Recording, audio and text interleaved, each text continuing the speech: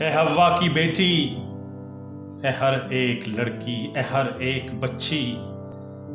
वो तस्वीर देखी, वो तस्वीर समझी, वो तस्वीर सोची, वो तस्वीर जिसमें ये मैं इब्ने आदम हवस का पुजारी तेरे मुर्दा तन को उठाए हुए और निगाहों में वहशत समाये हुए झंझलाए हुए तुझे एक शफा खाने के फर्श पर मुर्दा हालत में यूं छोड़कर भागता हूं। वो रिश्ता हर एक तोड़कर भागता हूं, वो रिश्ता जिसे मैंने उल्फत कहा था, अकीदत कहा था, ए हव्वा की बेटी मोहब्बत कहा था।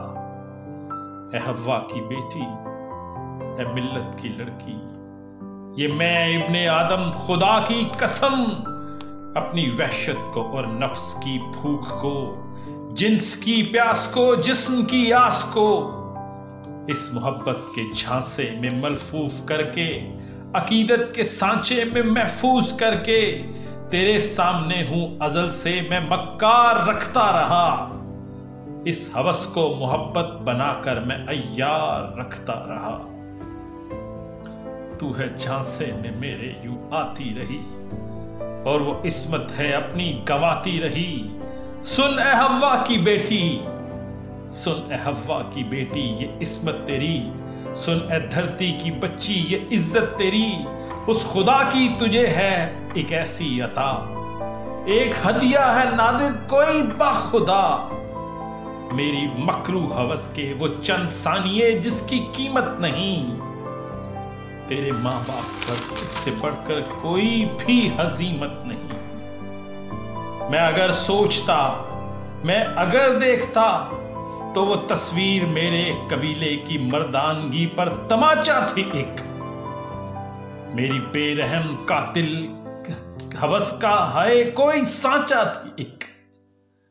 पर मुनाफिक हूं मैं, बरतरी के एक एहसास में मुब्तला, एक झूठे तकद्दुस के और किब्र के पास में मुब्तला।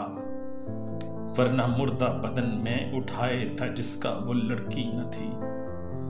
दर हकीकत वो हव्वा की बेटी न थी, बल्कि मेरी हवस की वो दीवानगी थी खुदा की कसम। मेरी मर्दानगी थी खुदा की कसम।